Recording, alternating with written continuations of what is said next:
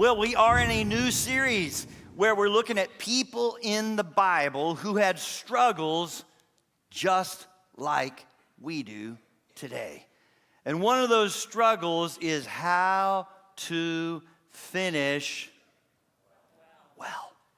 How to finish well. How to finish well, not just end your life, but finish well.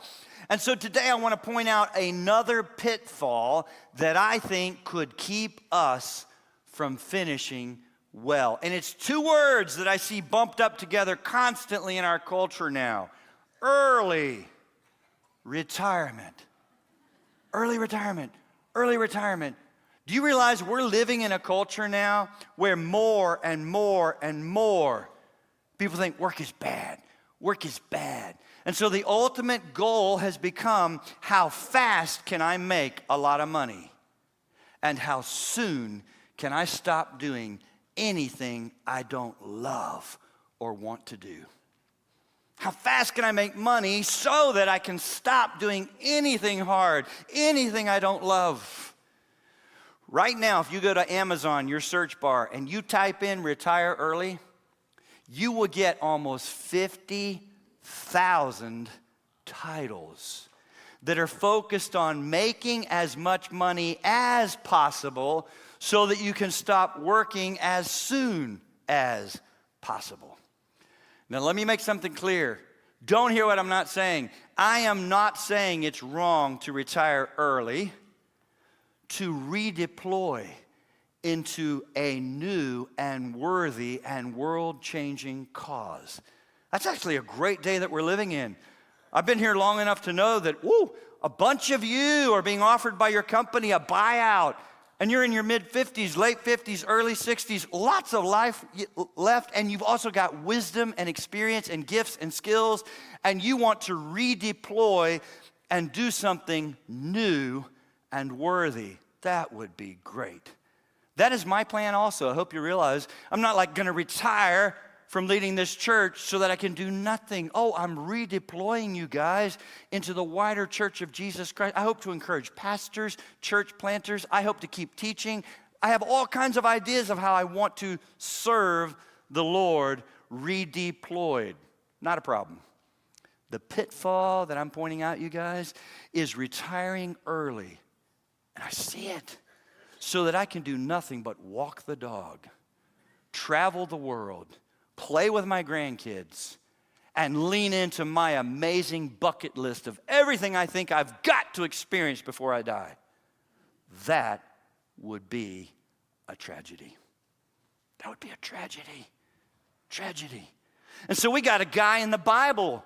We've got a guy in the Bible that I think could keep us from stepping in this pitfall. Caleb. Go in your Bible with me to Numbers chapter 13. Numbers chapter 13, way towards the beginning of your Bible.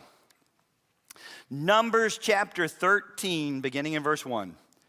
The Lord spoke to Moses, saying, "Send men to spy out the land of Canaan."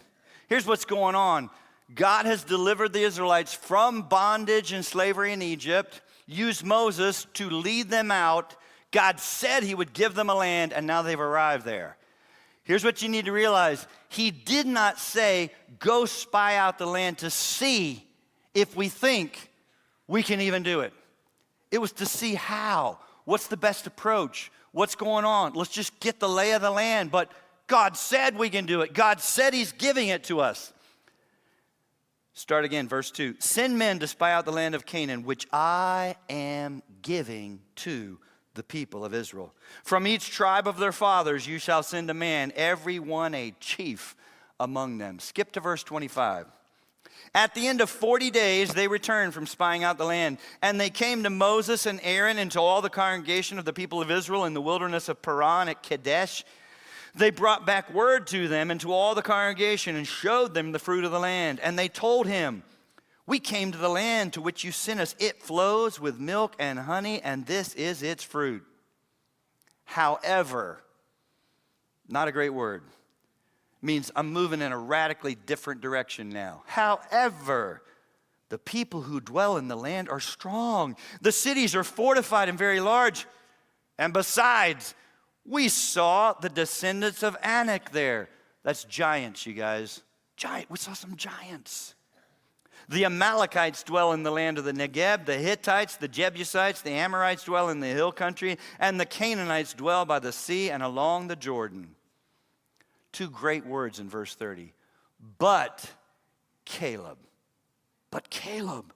quieted the people before Moses and said, let us go up at once and occupy it, for we are well able to overcome it. Then the men who had gone up with him said, we're not able to go up against the people, for they are stronger than we are. So they brought to the people of Israel a bad report. Later in the message, we're going to come back to that. I'm going to unpack for you what a bad report is so that we're not guilty of giving one or believing one. They brought a bad report of the land that they had spied out, saying the land through which we've gone to spy it out is a land that devours its inhabitants. Here's what I want you to realize. Once you buy into a bad report, you exaggerate. They did not see people being devoured. And every person they saw wasn't a giant. But all of a sudden now in the report, that's how it's being reported. Oh, the land devours its inhabitants, and all the people that we saw in it are of great height. And there we saw the Nephilim, the sons of Anak, who come from the Nephilim. And we seemed to ourselves like grasshoppers, so we seemed to them. Here's what a bad report does. Then all the congregation raised a loud cry, and the people wept that night. And all the people of Israel grumbled against Moses and Aaron. The whole congregation said to them, oh, would that we had died in the land of Egypt, or would that we had died in the wilderness. Why is the Lord bringing us up into this land to fall by the sword? Our wives and our little ones will become prey. Would it not be better for us to go back to Egypt? Here's what else a bad report does. It causes you to remember the past as much better than it was. News alert, you were slaves. It was really rough. Oh, it'd be better to go back to Egypt, verse 4. And they said to one another, let's choose a leader and go back to Egypt. Then Moses and Aaron fell on their faces before all the assembly of the congregation of the people of Israel. Only 2 out of 12 spies saw it differently. And Joshua, the son of Nun, and Caleb, the son of Jephunneh, who were among those who had spied out the land, tore their clothes and said to all the congregation of the people of Israel, the land which we passed through to spy it out is an exceedingly good land. If the Lord delights in us, the word could be changed to since the Lord delights, he told us, he's giving it to us. If the Lord delights in us, he will bring us into the land and give it to us, a land that flows with milk and honey. And they perceive rightly what's happening. You're not just discouraged, and you're not just complaining against earthly leaders. You're rebelling against God. Look what he says. Only do not rebel against the Lord. Do not fear the people of the land, for they are bread for us. Their protection is removed from them, and the Lord is, say it, with us. He'll bring us into the land and give it to us. Don't fear them. Oh, here's how well this speech went over. Verse 10. Then all the congregation said, stone them with stones. We don't want to hear it. You're not going with the flow. You're not saying what everybody else is saying. You're causing a problem. We know what we're going to do now. We saw what we saw. Stop it. We're going to kill you. It's going to kill you if it keeps being so upbeat about God and all that. But the glory of the Lord appeared at the tent of meeting to all the people of it. Now God's going to speak. Here's how God sees this. It's not like, well, I'm sorry you're discouraged. Let me encourage you. Lord said to Moses, how long will this people, pretty strong word next, despise me? How long will they not believe in me in spite of all the signs that I've done among them? Have they seen God do anything amazing? Good grief. It was not that long ago that he just led them, parted the Red Sea, drowned an entire Egyptian army, wiped out Egypt before they left with just multiple plagues, killed all the firstborn, but not their firstborn. Not like they haven't seen God do something. in spite of all the signs I've done among them. Skip to verse 21, still God talking here. But truly, as I live and as all the earth shall be filled with the glory of the Lord, none of these men who have seen my glory and my signs that I did in Egypt and in the wilderness, and yet have put me to the test these 10 times and have not obeyed my voice, shall see the land that I swore to give to the fathers. And none of those who despise me shall see it. But my servant Caleb, I love this next phrase. I want to live this next phrase. I want this to be said of me. But my servant Caleb, because he has a, say it, different spirit. He's got a different spirit. What is that spirit? He still trusts God. He sees God. He believes God. He hasn't forgotten what God said. He saw the same cities. He saw the same fortresses. He saw the same giants. But he hasn't lost sight of his God. He's got a different spirit and has followed me fully. I'll bring him into the land into which he goes, and his descendants shall possess it. Now, what's going to happen is God's going to say, great, head on out into the wilderness now, and you're going to wander for 40 years until every person who's 20 years old or older is dead, because you didn't believe me. And your kids that you said were going to be killed in the land, they'll be the only ones that go into the land, as well as Joshua and Caleb. So go to Joshua 14, and we're picking it up 40 years later. They've now wandered. Moses has died. Joshua has been tasked to lead them into the land. Joshua 14, beginning in verse 6. Joshua is leading, and Caleb is still alive. He didn't die. But it's always worth noting, he still had to wander in the wilderness for 40 years with all the other people that didn't believe, even though he did. Verse 6, then the people of Judah came to Joshua at Gilgal, and Caleb, the son of Jephunneh the Kenizzite, said to him, you know what the Lord said to Moses, the man of God, in Kadesh Barnea concerning you and me. I was 40 years old when Moses, the servant of the Lord, sent me from Kadesh Barnea to spy out the land. And I brought him word again, as it was in my heart. But my brothers who went up with me made the heart of the people melt. When you give a bad report that leaves God out of the picture and the promises of God out of the picture, it causes the hearts of people to melt. But my brothers who went up with me made the heart of the people melt.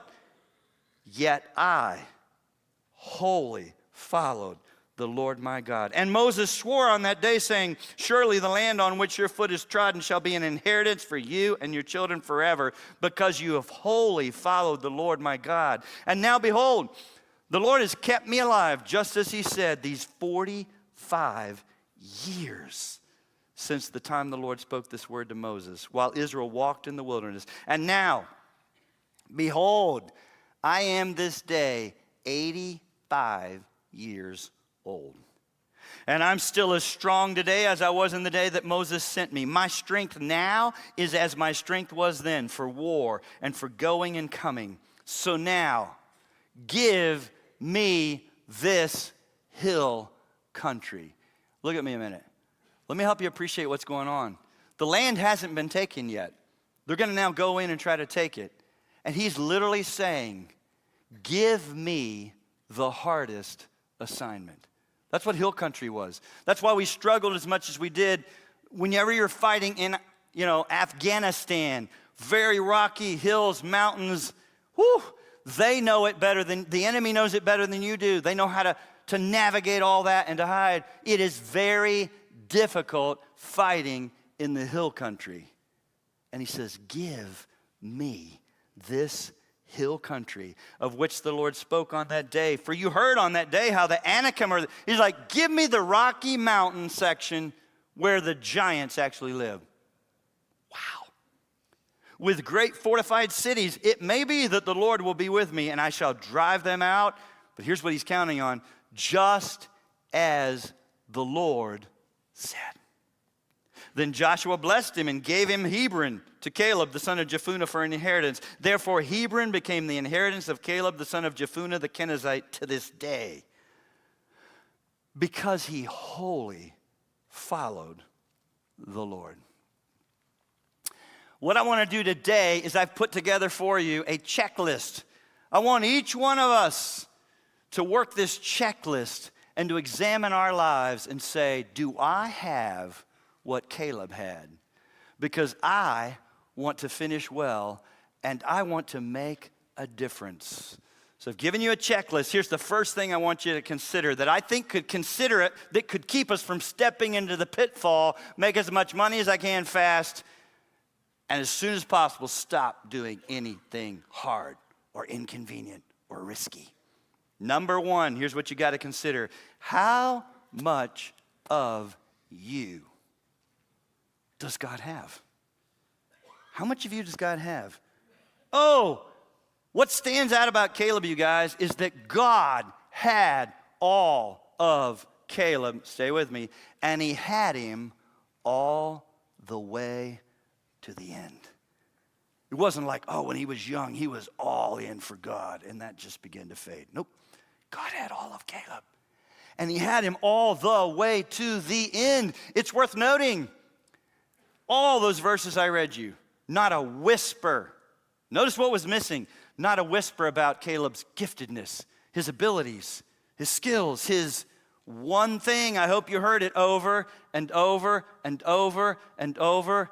He had a heart that was fully committed to God. I want to bring you some really good news.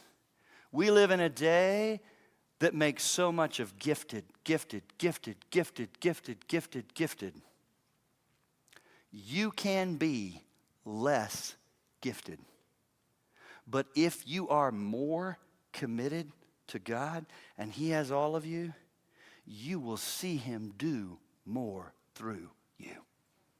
You'll see him do more. God is looking for the heart. Remember last week, 2 Chronicles 16:9?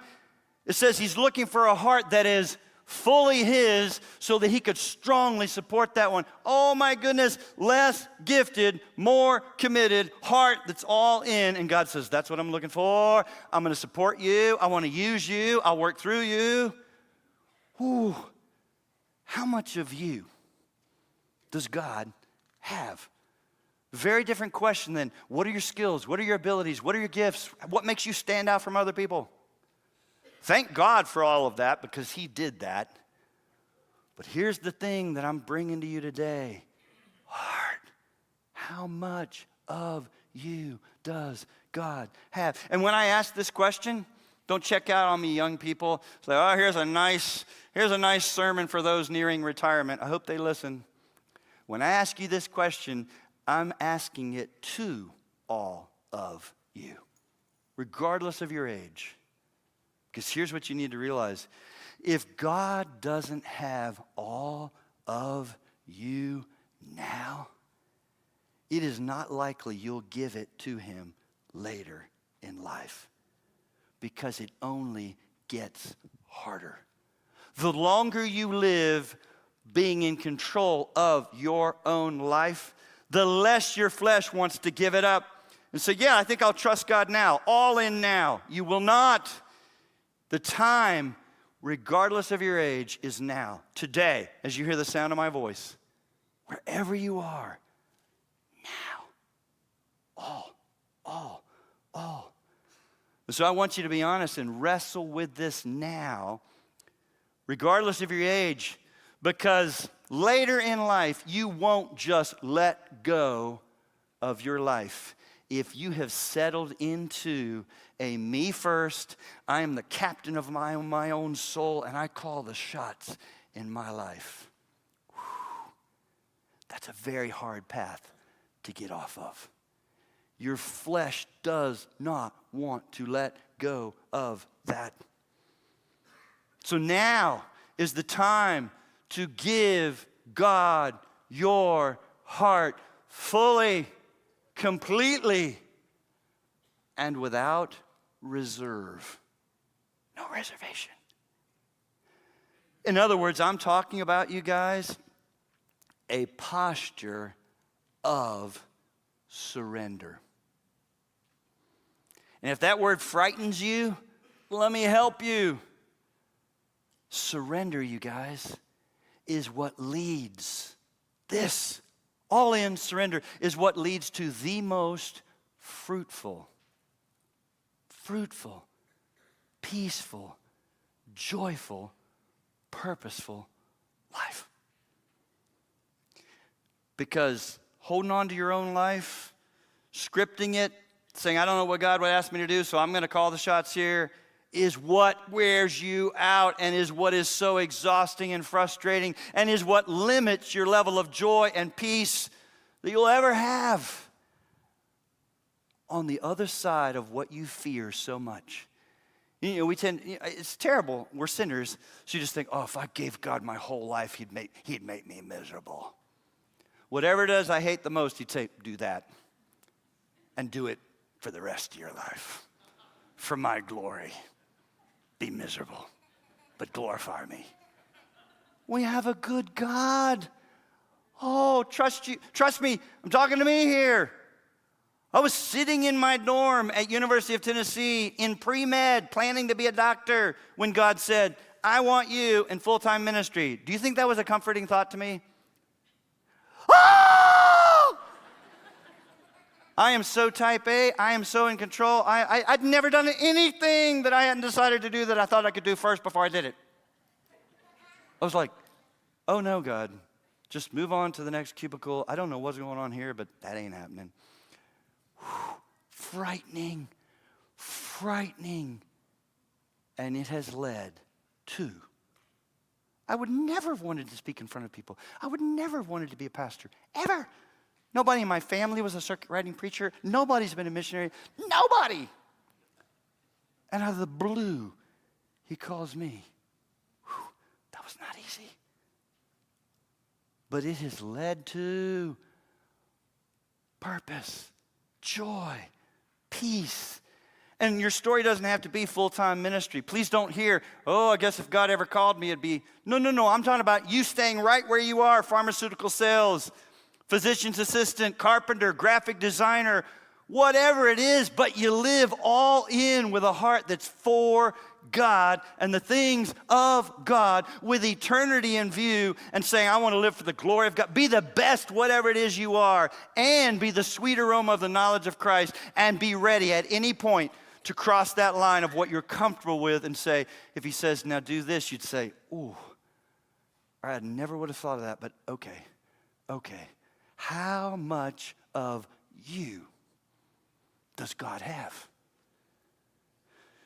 Because here's what's going on. Missionary and author E. Stanley Jones said this, and I think it's absolutely spot on. If you don't surrender to Christ, you will surrender to chaos. You're like, what? No, I'm in the middle ground. There is no middle ground. You were created and designed to be not just in relationship with Christ, but to have him as Lord of your life, scripting, calling the shots, leading. So you'll either surrender to Christ or you surrender to chaos, because we have a heart that was created that wants to make much of someone and do something meaningful. So if you don't surrender to Christ, guess what? It throws you onto a path of trying to make it all about something else. You, your kids, family, achievement, work, pleasure, image, I don't know, but you'll make it about something else. And here's what will happen. A disordered love. In other words, you're loving the wrong thing too much, produces a disordered life. You'll just have chaos and confusion constantly. I don't understand.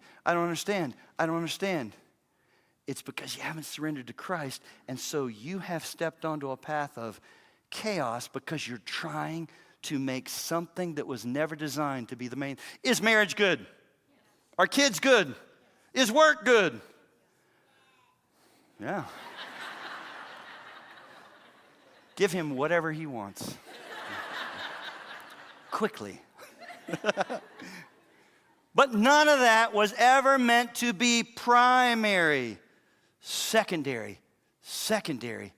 Everything else should be your second love. Never first. Never first. Or you will be on a path of confusion, chaos, wondering what is wrong, what is wrong, what is wrong. I can't get the peace. I can't get the joy. I just feel like I haven't settled in. Woo. That's what James was talking about in James 3:16 when he says, for where envy and self-seeking exist. Right? I've decided what I'm going after. Self.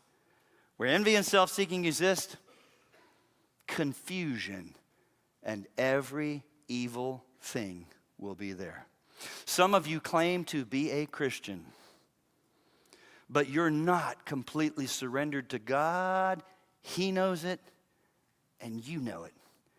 And every time someone like me touches on this, it makes you uneasy. Uneasy. Uneasy.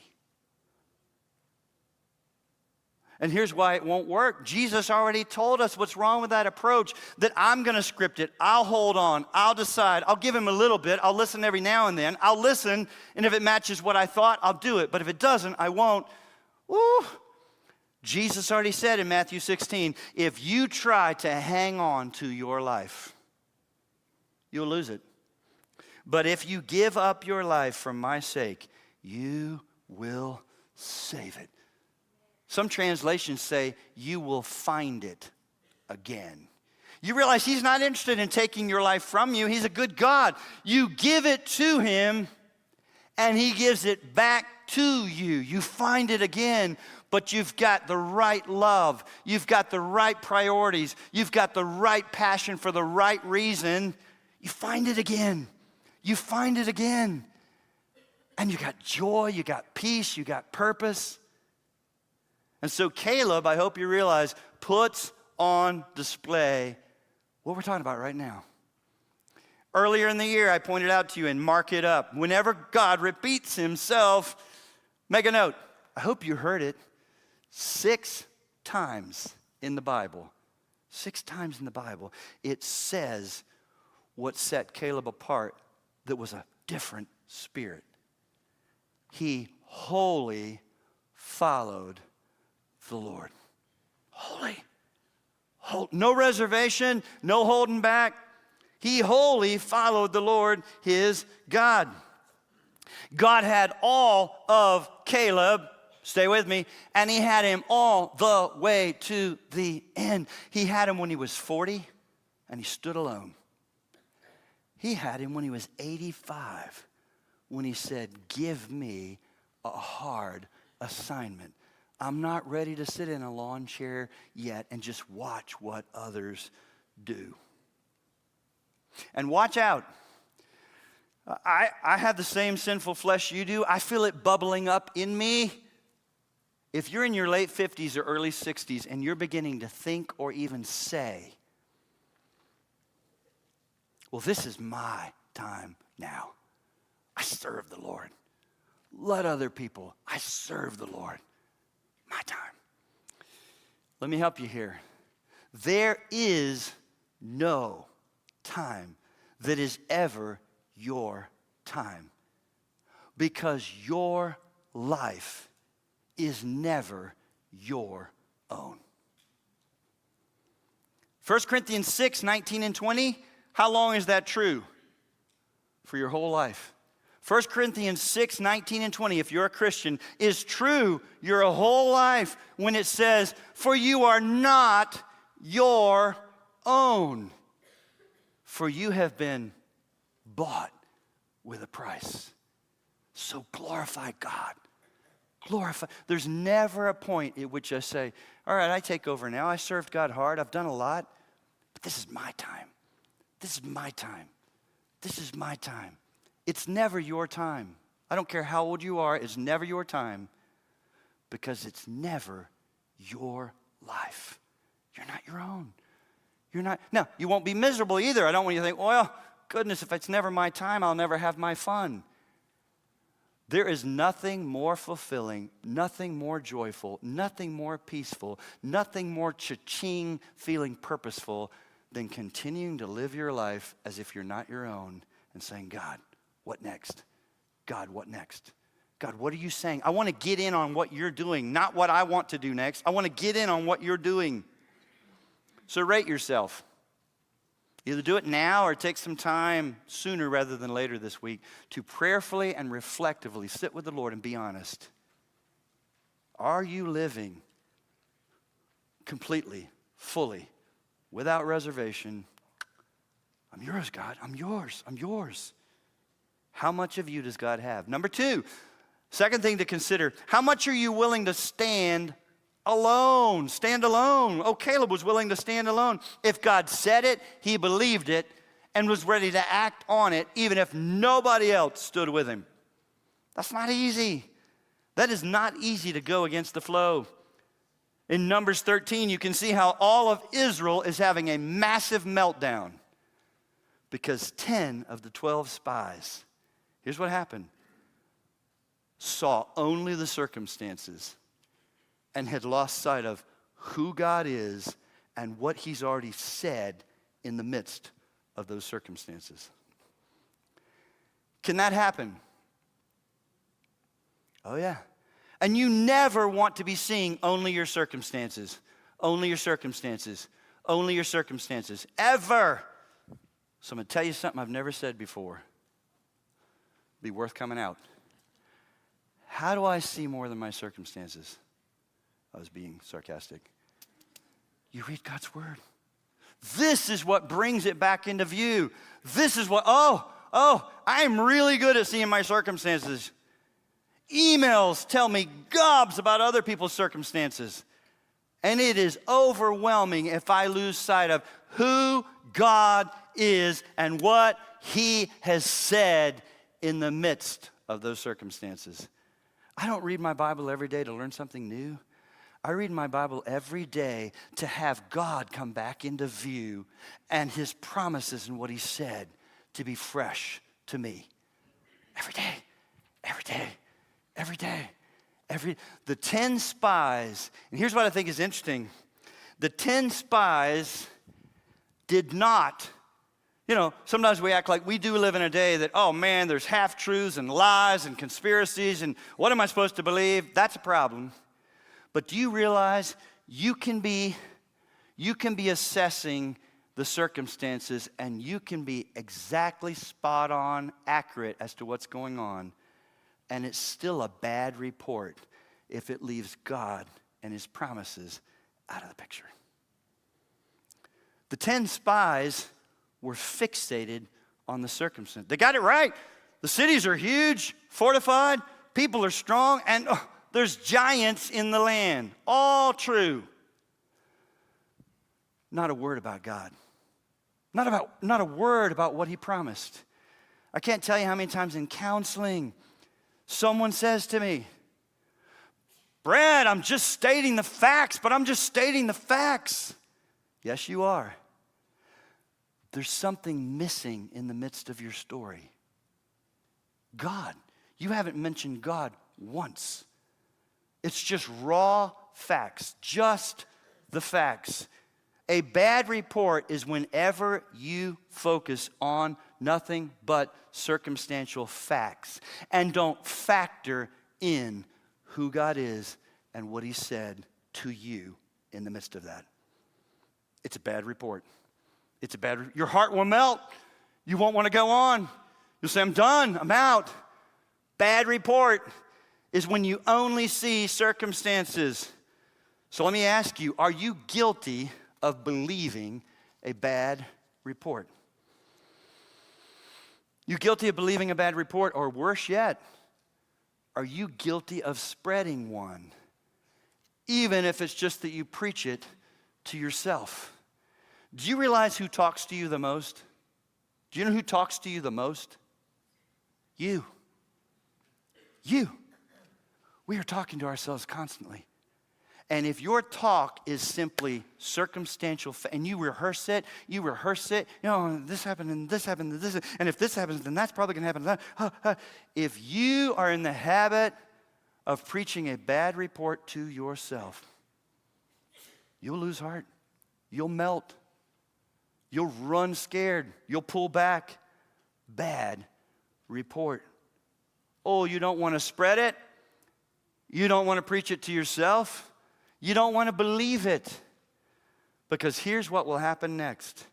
Numbers 14, 1-3. Then all the congregation, bad report, they bought into it, raised a loud cry, wept that night. And all the people of Israel grumbled against Moses, and the whole congregation said, it would have been better if we go back to Egypt. Now watch how Caleb pushes back and won't go with the flow in verse 8. And that is not easy when everybody is saying the same thing and everybody is being moved to a certain thing we're all going to do now. It's not fun to be the one that says, whoa, wait a minute. But he does. Verse 8, if the Lord delights in us, he'll bring us into the land. He'll give it to us. And then he assesses rightly what's going on. More than push back against Aaron and Moses, he's like, don't rebel. Do not rebel against the Lord. Do not fear the people of the land. The Lord is with us. Do not fear them. But the congregation said to stone them with stones. In other words, here's I think what was going on. Don't be so heavenly minded that you're no earthly good. Don't be stupid. Did you see the cities? Did you see how strong? Did you see I've heard this a lot, and I've been a pastor a long time. Let me help you. I have not yet, because I don't hang out at monasteries with people with scratchy robes that are just saying, I have yet to run into a Christian who was so heavenly minded they were no earthly good. Do you know what our biggest problem is? So earthly minded that we're no good to us or anyone around us. Listen to me. You do want to live with your feet firmly planted on earth and your head punched up through right here, right now. Heavenly minded, aware of eternity, aware of God, aware of his promises, aware of what he's done and what he's yet to do. Heavenly minded, please, yes. Because it'll change what you do next right here on earth. Like, don't be so heavenly minded. Are you kidding me? Don't be so positive and upbeat. Kill them. Kill them. What about you? Are you willing to stand alone? Would you have stood with Caleb? Or would you have had a stone in your hand? Like, kill him. This is crazy. We're getting a new leader. We're going back to Egypt. Our kids are not going to die. We're going to fix this. We're going to take care of this. Rate yourself. And then number 3, third consideration. How much are you willing to risk for God? And if you want to, just add in there, or be inconvenienced. Be inconvenienced. Risk. It's not what I would have thought. It's outside of my comfort zone. How much? Caleb, you guys, lived on the edge, ready and willing to risk for God. Whether he was 40 or whether he was 85. You gotta consider, this guy just wandered in the wilderness for 40 years with the rebellious nation. He's 85. You would think he would say, I'm one of the 2 that spoke up and said we can do it. I believed God. But I'm old. We need the young people to take the land now. I do want a good seat to watch it happen, because I believe God's going to do what he said he would do, but I'm going to watch it now. You don't expect me to be a part of this. I'm old. Not what he said. Not what he said. Joshua 14. He says, the Lord has kept me alive. I'm still as strong today as I was in that day. So now give me this hill country. Give me a hard assignment. Give me a hard. Now, I do believe, for what it's worth, that God has supernaturally allowed him to still be as strong as he was. I'm not. I'm only 62, and I say to my mom, oh, Mom. She's like, Bradley, I just sit in a chair and stare at a tree sometimes for 4 hours. She's 86. I'm like, go for it, Mom. I was just on vacation, and I stared at a tree for, I know, at least an hour and a half. I'm so tired. Every now and then he gives people I read about George Mueller, you know, the guy that ran all the orphanages? After he finished running the orphanages at 70, he traveled the world and spoke 3 million times traveling by a ship. From 70 to like 89, he did as much as he'd done earlier. It was supernatural. Yay, God. But in general, I go to bed sooner. I've had to reduce the number of conferences. I've had to cut. I am more tired. I am weaker. But I am still fully committed to God. That doesn't have to change. That should not change. And I'm still open to him nudging me to do something is not what I would have thought. Not my plan. Outside of my comfort zone. Caleb didn't ask for a lawn chair. He asked for a hard assignment, which makes me think of one of my favorite verses, Daniel 11:32. But the people who know their God, when you know your God, notice their God, not, oh, there is a God. The people who know their God, he's mine. What will happen? We'll be strong and take action. We'll be strong and take action. The biggest problem today is not America. Christians in America have access to more resources and stuff than anywhere in the world, and yet sometimes we accomplish far less than other places in the world. 2 reasons, I believe. We do not know God like some other Christians in other countries do, and we do not pray. We don't cry out to God and say, oh, God, you're going to have to do it. The people who know their God will be strong and take action, and take action, and take action. So what about you today? Are you willing to risk for God? Are you willing to be inconvenienced? Or is your life all about playing it safe? Guarded, careful, comfortable. Guarded, careful, comfortable.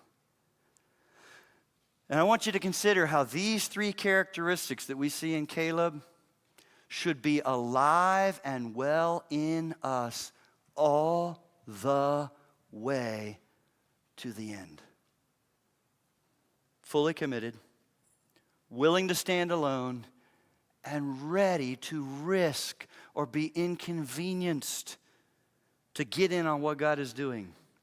I want to close by giving you 2 illustrations, modern day. I'll never forget. I love praying for workers around the world. Love it, love it, love it, love it. Getting in and praying for them.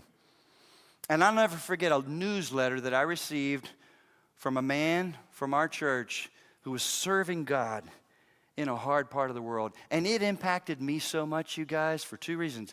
What he said and how old he was when he said it. What he said, but how old he was when he said it. He and his wife, Liz, were one of the original couples that helped start Grace Fellowship Church. So I've known this guy, prayed for this guy, learned from this guy for almost 30 years now. He put in 20 years with the IRS right here in northern Kentucky. 20 years with the IRS. And then, quote, retired and began to make plans. They had talked about it for years. We're going to go somewhere in the world. We're going to go a hard place in the world. We want to go in a hard place in the world and serve God. Retired with him and his wife making plans to serve God in a hard place of the world. And we were going to partner with them. But Liz went to a wedding in London, stepped off the curb, was hit by a car, and died. So what did this man do? Right? He could have said, what in the world? What kind of God allowed? Oh, did he have questions? You better believe. But he didn't get bitter. He didn't shut down and say, my plan was to go with a wife. I'm not going alone. 1 year later, this grieving husband went to that hard part in our world by himself, praying, working, serving, wanting to be used by God. And after almost 10 years there, wrote this newsletter in December 2017. Listen to what he says. I turned 66 years old in October. My first Social Security check was deposited in our bank in Kentucky. Now I could really retire. Go home, relax, read more books, go fishing, watch UK basketball, travel, and many other things on my bucket list. I've put in my time, 20 years with the IRS, many years farming, leading small groups, teaching Sunday school from time to time, and now he's in a hard part of the country, you guys, where people disappear for sharing the gospel. And he knows some of them personally. Where now, 9 years, I've been living in a country where they kidnap workers who are never seen or heard from again. So what should I do? Well, to quote J.I. Packer, my contention is going to be that so far as our bodily health allows, we should aim to be found running the last lap of the race of our Christian life, as we would say, flat out.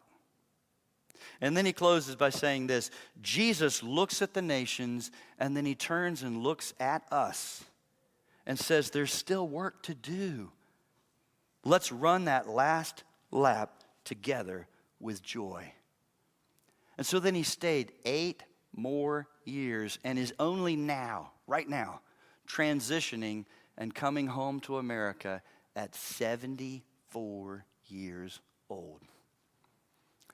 But here's what I don't want you to hear. You do not have to leave America and go to a hard part of the world to make a difference. You do need to be serving God in some way and have eyes to see what he's doing around us. Do you realize you do not have to leave our soil and go to some other part of the world to reach people who in their country almost no one's a Christian? God is bringing the nations to us. When I teach in other cities, they just assume we have no shoes, no teeth, and we're just still shooting at each other because it's Kentucky.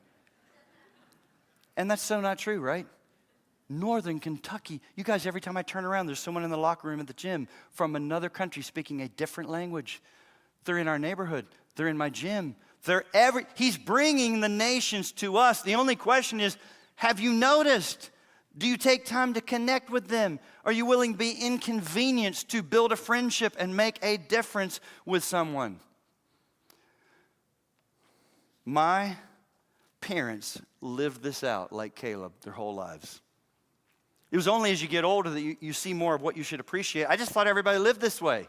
My parents lived this from the moment they were saved, and they were saved as adults. My dad didn't grow up in church. They've just all in, being used by God. But here's what I want you to hear. My dad was a nuclear engineer who never left American soil, ever. But they served God in the church all during his working years, and guess what? As soon as he retired, he loves languages. So I grew up lifting weights with my dad in the garage with cassette tapes that said, boy, niño, girl, niña, ¿dónde está el baño? Where's the bathroom? And I'm like, Dad, can we listen to some kicking music while we lift weights? We would go camping, and he would be at the picnic table with a cassette tape learning Russian, and then Chinese, and then German, and then guess what he did? As soon as he retired, he got involved at his church in Texel, teaching English as a second language. Oh, but he didn't just teach them English. He would help them find their first car. He would become a friend to them. So many times these people, they were a big deal somewhere else, and now they're barely making it. They fled their country, and he would go to the spelling bee, go to the science fair for their child because they couldn't be there. I would go home to visit them. I mean, he was in his late 70s, and he'd be like, Brad, I want to take you to Mardine's. And I'm just like, oh, goodness. All the way across town. And when people from other countries sometimes have you over, they don't even start killing what they're going to cook till you get there. This is an all-day thing. They haven't even started cooking. So we get there and they begin. It's long. But he loves them so much. He just loves them. He wants me to meet them. This is how right now, my dad died over a year ago. Sorry? But what I'm talking about is my mom keeps saying, oh, Bradley, just last week someone knocked at the door. And I opened the door and he said, do you know me? And she said, no. And it was this Korean guy with his daughter. He lives in Dallas. He's got a great job. He wasn't even in Knoxville. He was near Knoxville. He drove and he said, I thought I remembered where your condo was and I wanted to say hi. I wanted to see Walt. She said, he's dead. He said, oh, you made such a difference in my life. You had my family over. When my parents would hike in Gatlinburg, they hiked with a Chinese couple. When they would have a picnic, they would go with a picnic with someone, just constantly serving and pouring into others. So I found this email last week from my mom. They were in their 70s when she wrote it. My dad was 76. Listen to this. I thank you and appreciate the lovely Mother's Day card. Meant a lot to me. We have plans to take our refugee family along with another refugee family that my friend works with for a picnic and fun day at the lake tomorrow. Dad and I are in the throes of painting the bedroom, but got a call yesterday from Mardine, one of Dad's former TESOL students, telling us that his 7-year-old son was in a talent show at his school last night. Now she's honest. Oh, how we wanted not to go. Right? They're in their 70s. They've been painting all day. Now, this is a family. This is so sweet. My dad told me one time, he's like, that little boy that I'm about to talk about, my dad would go to the science. You know what that kind of stuff is? All day long for them to have their little moment with the robot. But because his parents wouldn't go, my dad would go. My dad said one time he heard other little boys around this little boy say, who's the old white guy? And the little boy said, that's my grandfather. That's what he thought about Dad. Oh, how we wanted not to go. But Jesus brought to my mind, die daily to self and take up your cross and follow me. So we died to ourselves, got in the car, got in horrible traffic on I-75, and arrived 15 minutes late because his school is way on the other side of town. But then she closes this way. Serving the Lord is always such a blessing. And we were dead tired, but so glad we went. Now it gets even better. When Dad died a little over a year ago and I did his funeral, yes, I celebrated Dad, but I preached the gospel. That little 7-year-old was 18, and he came to my dad's funeral. And his whole family came to my dad's funeral, and they're from a Muslim country, a place that's really hard to get the gospel in. They all came. And over the last year now, that boy who's 18 now and his older sister who just graduated from University of Tennessee has a great job. They keep calling my mom. Mom says, oh, they keep calling saying, I want to go to church with you. I want to go to your Sunday school class. And when I was with Mom last week, she said, oh, Bradley, she, talking about the girl, just asked me for a Bible of her own. So I got her a Bible. She said, I want to read the Bible for myself. That's what God can do, you guys. That's what God can do. But they're not just walking the dog. They're not just watching their favorite TV shows. They're not just taking advantage of silver sneakers and swimming a little bit every morning. They're outside their comfort zone, still doing hard. My parents would take meals to sick old people. You're sick and old. You know, when I went for my dad's funeral, I was at the mailbox, this cluster of mailboxes at their condo, and this really rough-looking guy that did look like he's dying said, oh, your dad, are you Walt's son? I said, yeah. He said, your dad came to the hospital and brought soup to me. You would have thought my dad they just kept serving people. This is not rocket science, you guys, but you got to get outside of it's just me, my schedule.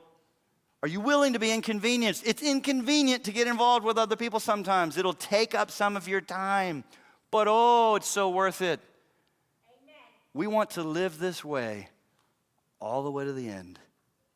Fully committed, willing to stand alone, and willing to risk or be inconvenienced, not to make something happen, but to get in on what God is doing all around us. Oh God, thank you for your word.